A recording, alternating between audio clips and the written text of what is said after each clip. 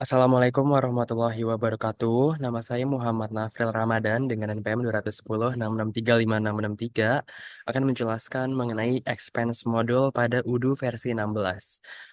Expense module ini dirancang untuk membantu perusahaan mengelola pengeluaran karyawan secara efisien, mulai dari pencatatan pengeluaran, persetujuan laporan, hingga pengelolaan pembayaran reimburse. Gimana sih langkah-langkahnya? Saya akan menjelaskan kali ini. Oke, jadi prasyaratnya adalah kalian harus pastinya punya UDU versi 16 dulu atau boleh versi yang lain. Tapi di sini saya akan menggunakan versi 16. Lalu ada beberapa modul yang dibutuhkan, yaitu modul expenses untuk pengelola biaya dan laporan pengeluaran, modul purchase untuk menambahkan produk pengeluaran yang dapat diakses pada laporan biaya, dan satu lagi ada accounting extra. Ini tuh memerlukan download dulu, yang dimana modul ini akan menjadi modul tambahan untuk pencatatan jurnal dan pembayaran.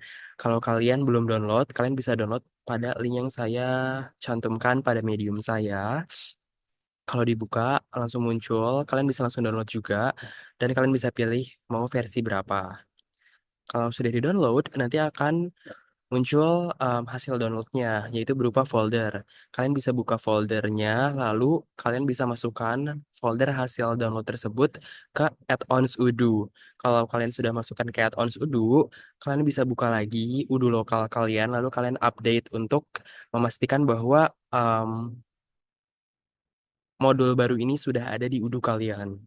Nah, di sini saya habis mengecek, saya bisa mencari nih modul expense, purchase, sama satu lagi, dan pastikan semuanya sudah terinstalled. Kalau belum diinstal, boleh diklik dulu installnya, supaya bisa kalian pakai.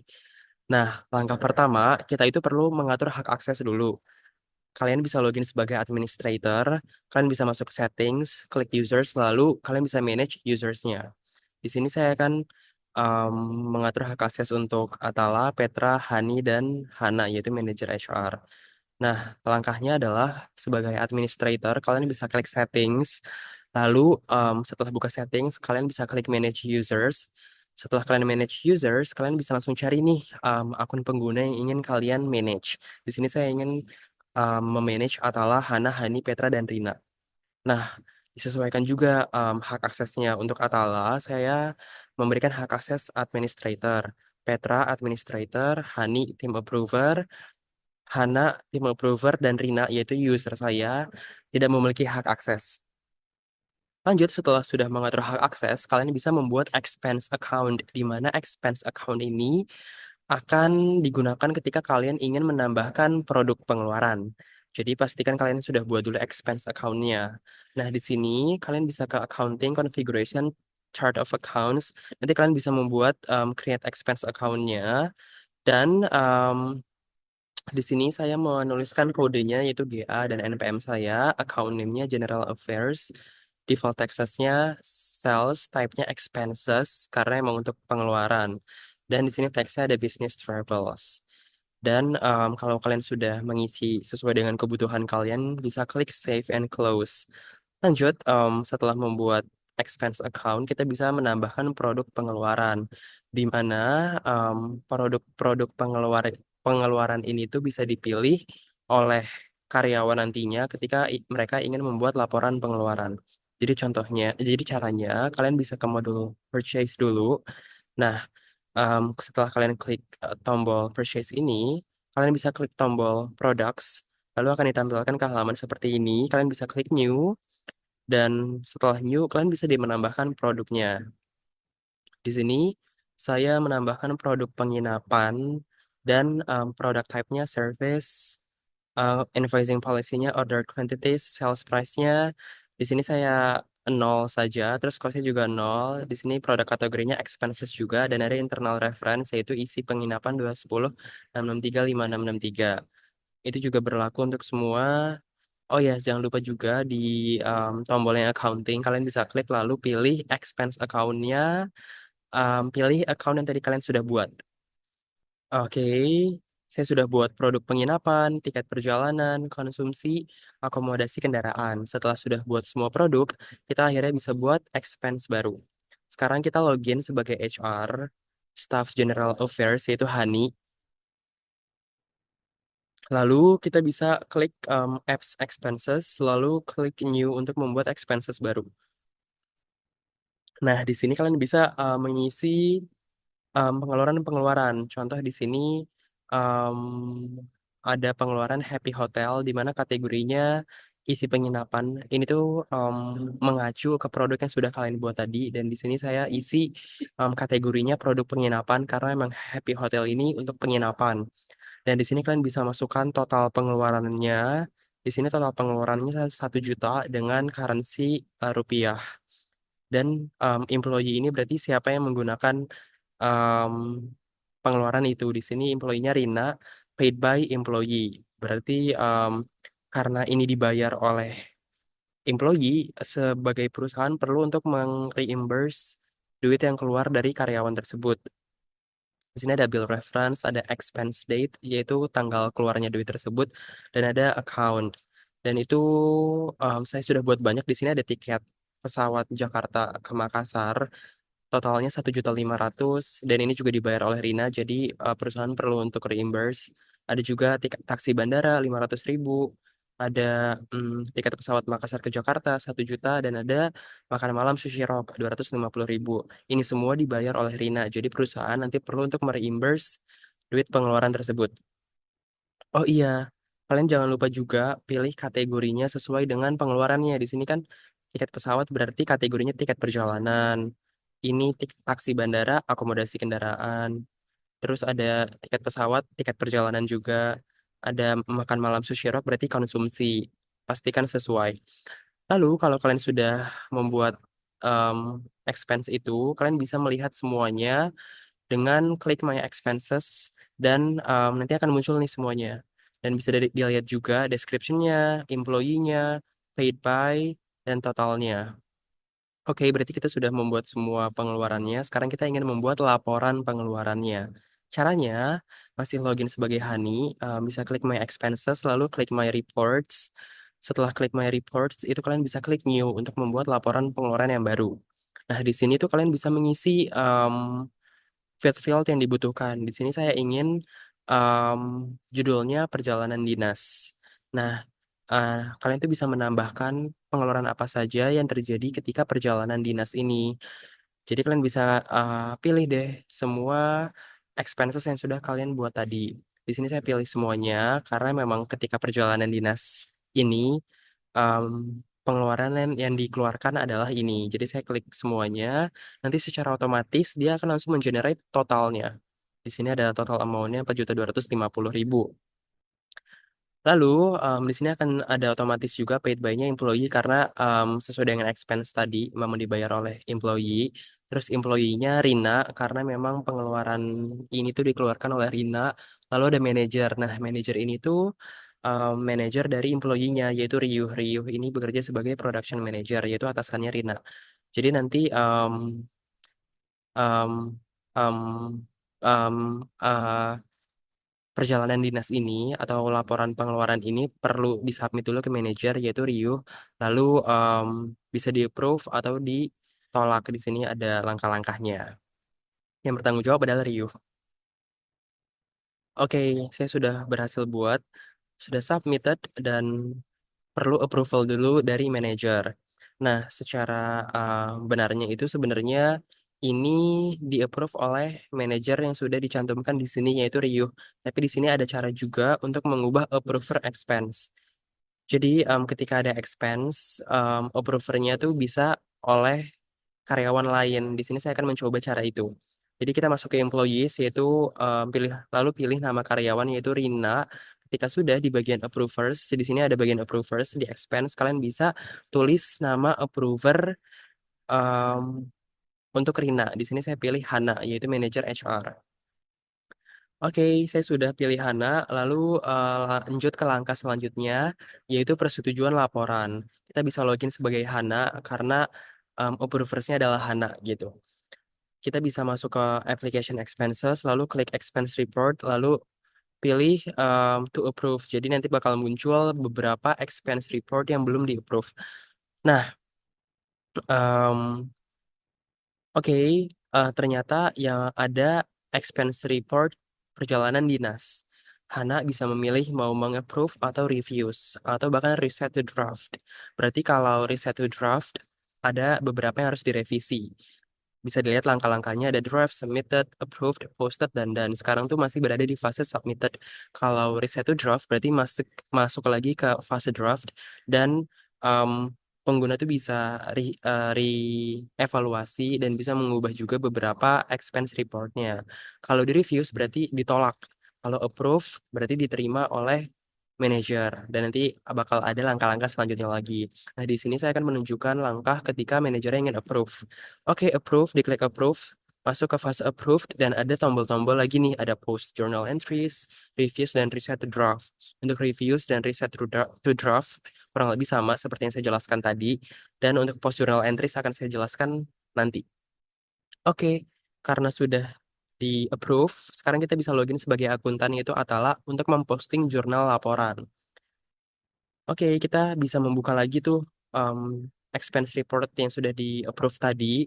Lalu sebagai akuntan bisa mengklik post journal entries. Kalau sudah diklik post journal entries, dia bakal masuk ke fase posted. Dan di sini ada tombol register payment atau reset to draft. Ada reset to draft lagi. Semua langkah ini bisa di reset to draft dan bisa direvisi gitu. Lalu sekarang langkah untuk mencatat pembayaran reimburse. Atala mengklik tombol yang post journal entries untuk mencatat pembayaran reimburse-nya. Nah, ketika diklik post journal entries akan muncul tampilan seperti ini. Nah, bisa kalian lihat di sini ada recipient bank account. Berarti recipient bank account ini adalah akan menjadi bank tujuan dari reimburse. Jadi di sini kita akan memilih Rina sebagai account holder. Jadi saya buat dulu nih recipient bank account-nya atas nama Rina, account number-nya ini tuh kayak nomor rekening gitu. Ada account holder name sama banknya apa, currency-nya apa. Dan send money juga diklik. Lalu kalian bisa klik save and close. Lalu kalian bisa deh masukkan nama jurnalnya apa, payment methodnya apa, recipient bank account-nya. Pastikan ini jangan sampai salah karena kalau ini salah berarti reimburse-nya akan masuk ke rekening orang lain dan itu bisa menyebabkan kesalahan yang fatal. Lalu bisa ditulis amount-nya berapa. Ini berarti sesuai dengan nominal yang perlu di reimburse. Kita bisa lihat nominal yang perlu di reimburse itu ada di sini. Ada total amount dan amount due. Berarti perlu membayar 4.250.000. Jadi di sini amount-nya 4.250.000, payment date-nya, em, pembayarannya kapan. Kalau ada memo ini kayak kalau misalnya kalian transfer di bank account kan ada berita acara gitu. Nah ini semacam kayak gitu ada memonya apa. Oke, kalau sudah benar semua, em, bisa klik create payment. Ketika diklik create payment, maka tampilannya akan menjadi seperti ini. Ada semacam penanda bahwa expense report ini sudah paid, berarti sudah berhasil dibayar. Dan kalau kalian lihat juga di sini amount due-nya udah jadi nol karena semua reimburse sudah berhasil dibayar. Jika kita lihat dari langkah awal sampai akhir, saya rasa modul ini sangat membantu perusahaan karena hal yang berkaitan dengan duit itu pasti banyak banget resiko apabila tidak dijalankan dengan teliti. Nah, dengan kita punya modul expense ini sangat membantu perusahaan untuk memanage dan mengurangi risiko-risiko yang bisa terjadi. Nah, ada satu hal menarik lagi yang akan saya jelaskan, yaitu mengenai DB Visualizer. Nah, caranya gimana? Kalian bisa download dulu nih DB Visualizer, diklik di link ini, kalian bisa klik. Nanti kalian bisa pilih kalian mau download untuk yang mana. Saya karena menggunakan macOS, jadi saya pilih macOS Apple Silicon. Nah, kebetulan saya sudah download. Nah, kalau kalian bingung untuk connect ke database-nya gimana, kalian bisa cek dulu kalau PostgreSQL kalian itu berjalan di port yang mana. Karena saya tahu sebenarnya PostgreSQL di laptop saya ini emang defaultnya di port 5432, jadi saya cek dengan menulis comment ini dan ternyata benar berjalan di port 5432. Lalu, saya juga di sini membuat role dan password untuk em, Postgres saya. Nah, namanya itu Udo dan passwordnya Udo password. Dan saya juga mengubah hak aksesnya menjadi super user. Jadi ini akan dapat digunakan ketika kita create connection ke database. Oke, saya sudah tahu portnya, saya sudah tahu nama akunnya, saya juga sudah tahu juga passwordnya. Sekarang saya bisa langsung konfigurasi koneksi di DB Visualizer. Pertama, kalian bisa klik create a database connection. Lalu kalian bisa konfigurasi deh. Nah, di sini tuh ada tampilannya. Kalian bisa klik create a database connection, create a connection. Lalu kalian pilih driver name-nya PostgreSQL karena memang Udo saya itu berjalan di atas PostgreSQL gitu. Dan kalian bisa konfigurasi di sini. Di sini ada portal 5432, user ID-nya Udo, dan passwordnya tuh Udo password sesuai dengan akun yang sudah saya buat di sini. Lalu kalian bisa klik connect. Kalau misalnya sudah berhasil connect, tampilannya akan menjadi seperti ini. Nah, kalau kalian sadari, di sini langsung muncul nih database-database-nya. Ada database appraisal, attendance, expense, dan lain-lain sesuai dengan database yang pernah saya buat di Udo lokal saya. Oke, em, kita coba langsung buka ya di DB Visualizer saya. Nah, di sini kalian bisa pilih mau menggunakan database yang mana. Nah, karena ini lab yang sesuai dengan modul expand, saya akan pilih database yang ini. Lalu kalian bisa pilih yang public. Nanti akan muncul semua tabel-tabel di database tersebut. Nah, em, kalau kalian ingin melihat relasi antar tabelnya itu, kalian bisa ngeklik references. Jadi ini kan tables nih. Kalian bisa klik references. Terus ada juga pilihan lain yaitu all tables, di mana all tables ini akan menampilkan relasi untuk semuanya. Di sini loading, ketika dia 100% akan langsung muncul relasi antar tabel. Bisa kalian lihat banyak banget yang sedang dibuat karena memang tabelnya juga banyak.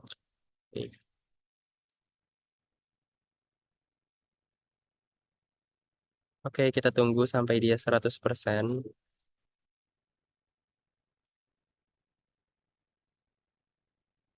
Jadi kalau dilihat nanti tuh bakal se-chaos ini tampilannya. Karena memang tabel-tabelnya banyak dan bayangkan mereka saling berelasi antara satu sama lain kalau memang ada relasinya. Tapi untuk mempermudah penglihatan itu kalian juga bisa klik specify tables. Jadi nggak semua tabel. Oke, kita tunggu ya. Nah, wow, banyak sekali kan. Kalian bisa klik zoom. Nanti ya banyak. Sebenarnya ini pasti memang kurang enak untuk dilihat, makanya ada fitur specify table ini. Kalian bisa milih mau tabel apa aja. Di sini saya akan pilih HR expense. Nanti dia akan langsung muncul. Yap,